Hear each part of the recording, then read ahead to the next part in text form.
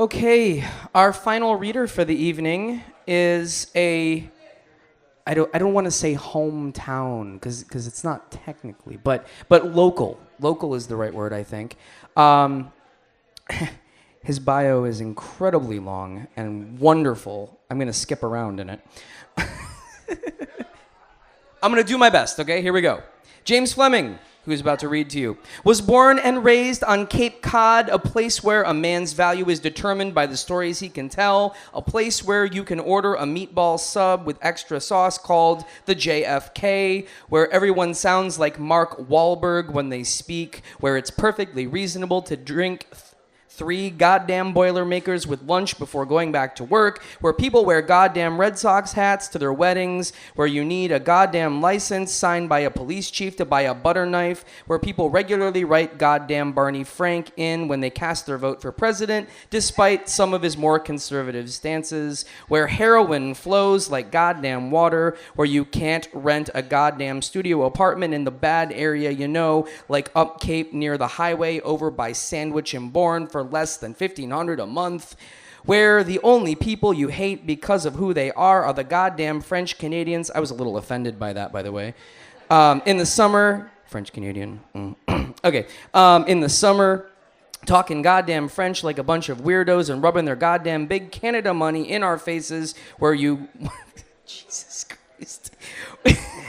Where you once a year make the long goddamn drive to Boston in order to go shopping or see the Sox like live, where you regard NYC as goddamn hell on an earth where, well, anyway, he could go on.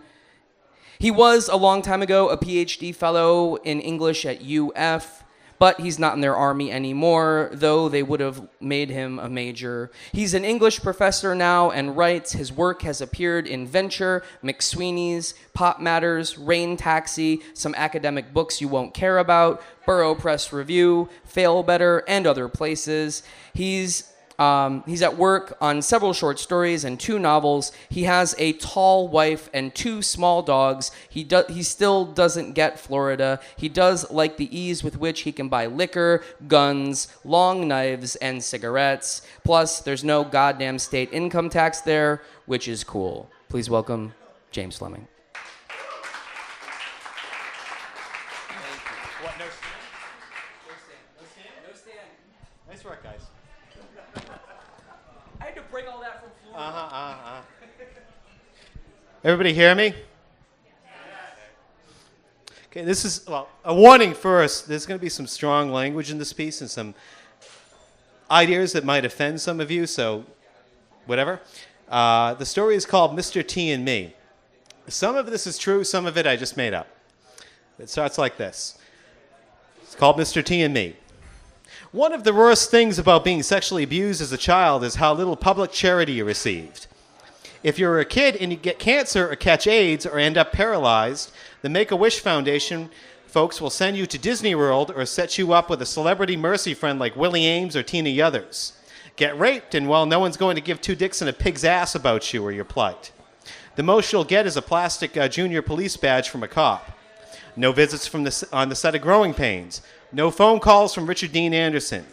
No songs about you by Elton John. No telethon appearances. No weekends at Neverland. No tossing the old pigskin around with Fred Dreyer. No inspiring TV movies about you with Neil Patrick Harris playing an understated but slightly fabulous version of yourself. Get raped and, well, you have to suck it up, play with anatomically correct dolls for a couple of years, answer questions from lawyers for years on end, and then get on with your life. Anyway, I got raped when I was a kid. There's no shame in that, and I admit it freely. Frankly, doing just that got me mercy laid more times in college than I can count. A bunch of guys raped me in elementary school. It fucked me up, sure, but I dealt with it. Some problems, however, lingered on. First off, I was left with a distinct distrust of Whitey. Frankly, I only felt really comfortable around black people. Black people didn't rape me. Black people didn't make me play rape games with naked dolls. Also, I got really pissed every time I saw a kid on TV with MS or in wheelchairs getting special treats. Fuck 'em, I thought. I got ass raped. Where the fuck was my charity? See, a stand would be handy here. Yeah. So a few months after the rape, I finally said to my parents, you know, I got raped and didn't get shit from it. Ryan White has AIDS and he gets to go to Michael Jackson's house and go on dates with Brooke Shields. My mother said, the handicap and the chronic disease people got it made. Special parking, government assistance, free vacations. So my father said, it's not fair. You're right. And I'm going to see what I can do about that. Leave it to my father to make miracles happen. So one morning, a few weeks later, a heavy thumping came against the front door. I looked outside, and there he was, Mr. T, standing on our front porch. Jesus, my mother said, looking out the front window. I hope your father doesn't owe him any money.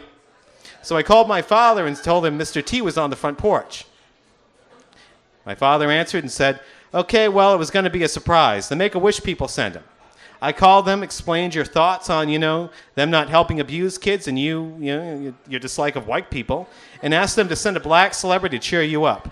Philip Michael Thomas said he was too busy and wanted to get a plaque. Billy D. Williams gave us a runaround. Richard Pryor said he'd call sometime.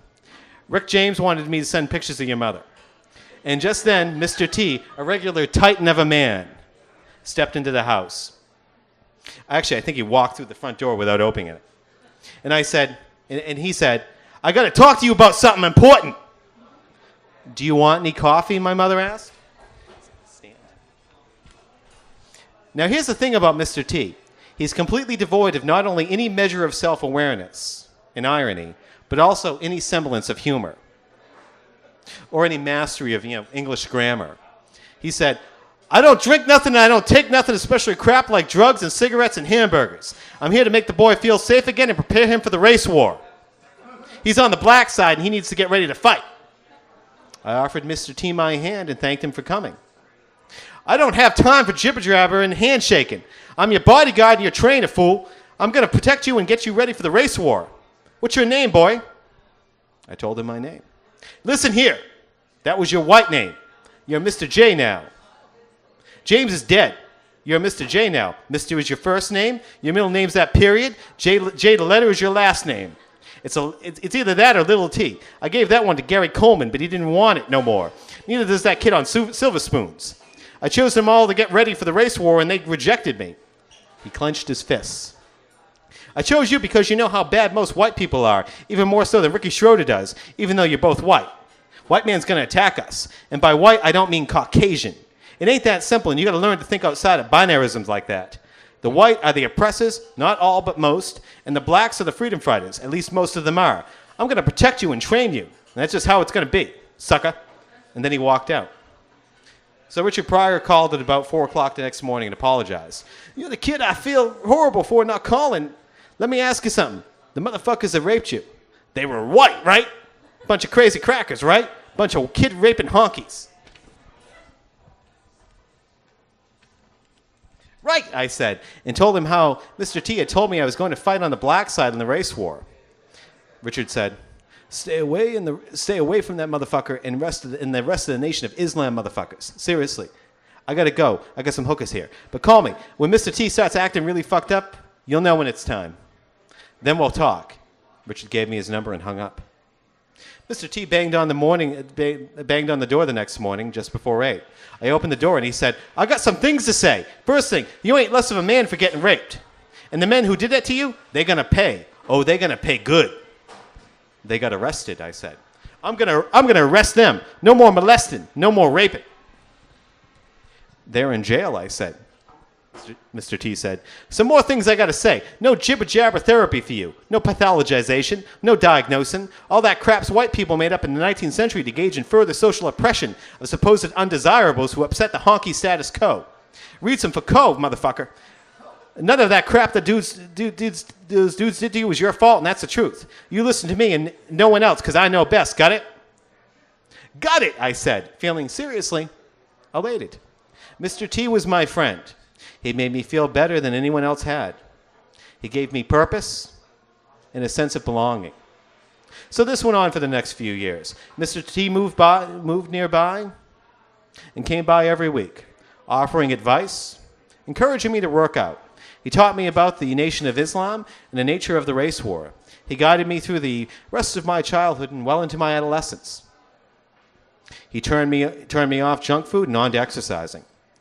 Later, on my 13th birthday, Mr. T called me and said, soon you're going to start getting weird penis feelings and want to put it up in girls and make them pregnant and catch diseases like chlamydia and herpes.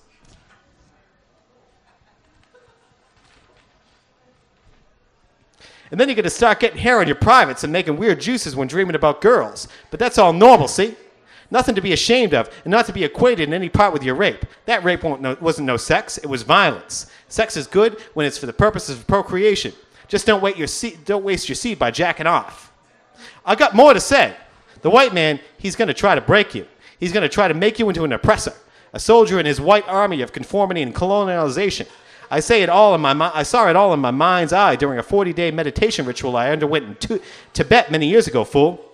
Some whites who were my friends, like Sylvester Stallone and Joe Piscopo and Gary Shandling and Doc Severinsen and Billy Joel and Billy Crystal, they'll be against us.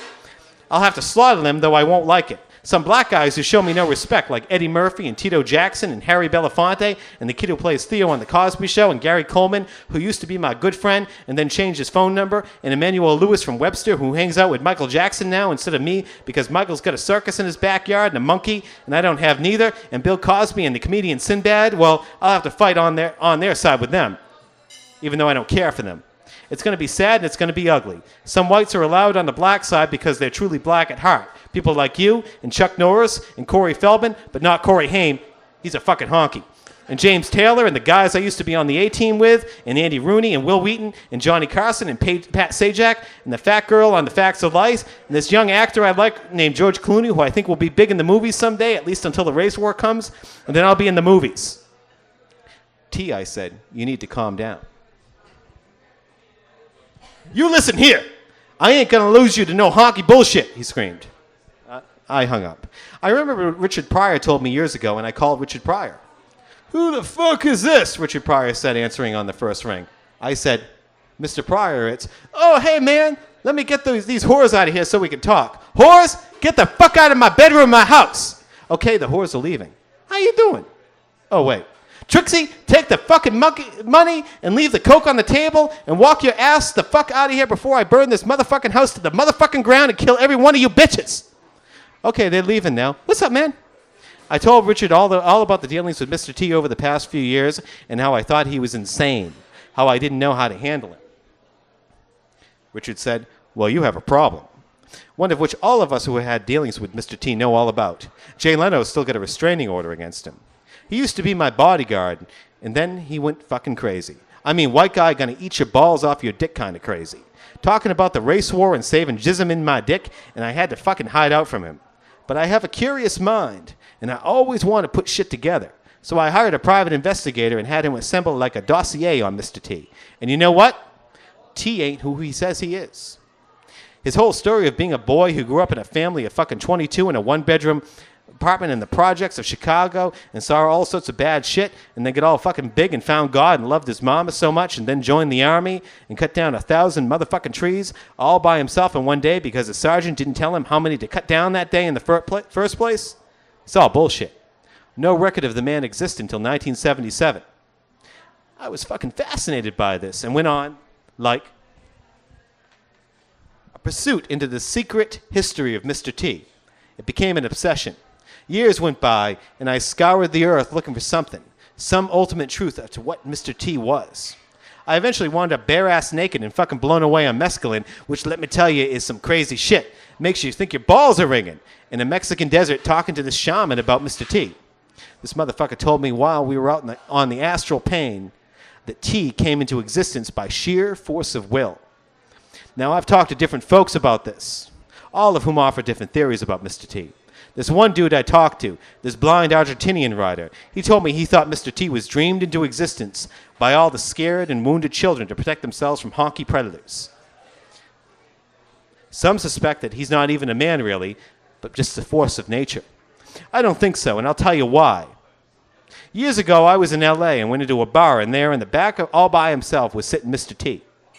It'd been years since we last saw each other, and I was high, so I thought, why the fuck not say hi? So I walk up and say, what's up, T? And the motherfucker just gives me the coldest stare. Like he was looking at me from beyond the grave. Then he told me a story. He said he was once up in the woods living in Alberta. living off the land, mining gold for his own motherfucking gold necklaces or whatever. Anyway, he was out there just communing with nature and hearing some wolves howling one night and came across a pack of them. He's telling me this, and I noticed tears, thick motherfucking tears bigger than your balls, gather in his eyes. He says he watched this mama and papa wolf, these wolves, eating their young. He said the mama wolf looked at him with one of her pups, or whatever the fuck you call baby wolves or whatever, guts hanging out of her mouth. He stood and watched as they finished off their young and then fucked each other over the bleeding carcasses of their young, probably conceiving new puppies to later mutilate and eat. T said that this taught him a fundamental lesson, that the world is inherently horrible, violent, and cruel. He realized, he said, that he had to stand in opposition to that. He had to become a force of something against the chaos of existence. You ask me, Mr. T was born in those woods in Alberta that night. My God, I said. Richard said, T's a complicated dude. He's sort of like Kurtz in Heart of Motherfucking Darkness. Some men like you and me, we can take the shit we see. We make jokes and tell stories and take drugs and get tied up with hookers and shit. T's always gone another way. He goes headfirst into the darkness, but no man can look darkness in the eye and maintain his sanity. All we can do is distance our white and black asses from him. So that's what I did, as best I could. I stopped taking Mr. T's calls. I ignored his poundings on the door. I returned his letters unopened. But he still kept appearing.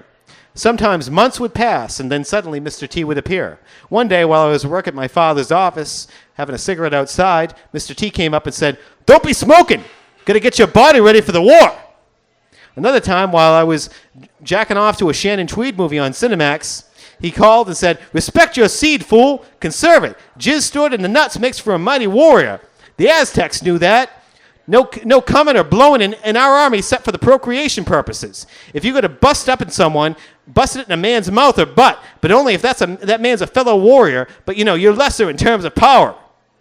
What the fuck, T, I said. "Like the Greek warriors and philosophers did," he said. "Don't think about sex in such a Victorian way, fool," and hung up. My first night in college, Mr. T called and said, "Some rules. No smoking. No sex, no drinking, no drugging, just studying and calisthenics and warrior training. No foolish classes. War and political science. Maybe some science so we can restore the planet once the war's over. And Shakespeare's tragic plays like Titus and Andronicus and King Lear and Othello. Maybe Hamlet. Don't make the same mistakes those fools did. Learn lessons from the bard." I just hung up. I remember my first date in college. The girl and I were walking back from dinner, and Mr. T came barreling down the street, pointing at us. "No intercourse sex!" I said, "Mr. T, I'd like you to meet this. I don't care. She's going to be on the honky side in the race war, and we'll have to kill her. You got to be studying and keeping your grades up high for the war." He then stepped backward into an alley and disappeared into the night. A year passed, and then one night the phone rang. I was stoned out of my mind and answered it. "I see you smoking that reefer. I always see you, fool. Even when you don't see yourself." And then he hung up. A few months later, I noticed him standing across the street, watching me. I waved at him, and he just glared back at me, his eyes full of rage. Part of me felt guilty. I was letting him down. I didn't doubt that he was batshit insane. I also didn't doubt his friendship or loyalty. A few months after that, I left my room one day to go to class and found Mr. T waiting for me in the common area. He looked exhausted, defeated, like an old fighter who'd taken too many punches. "I feel like I let you down, boy." "Why?" "You ain't a warrior yet." "You didn't let me down." "Hell, I didn't." "I feel like I let you down." He was crying.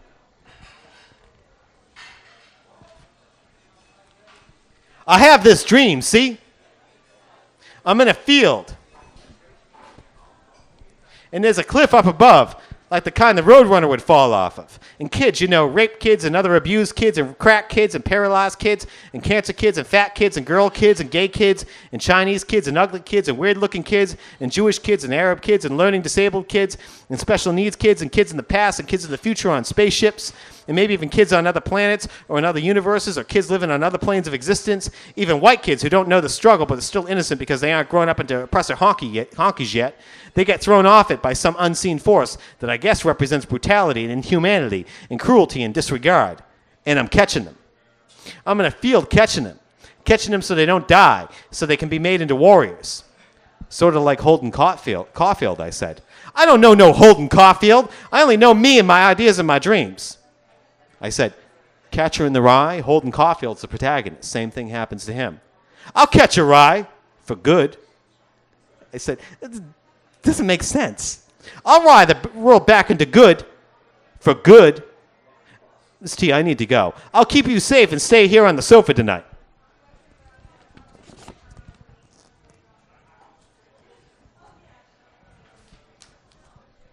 T, listen, I said.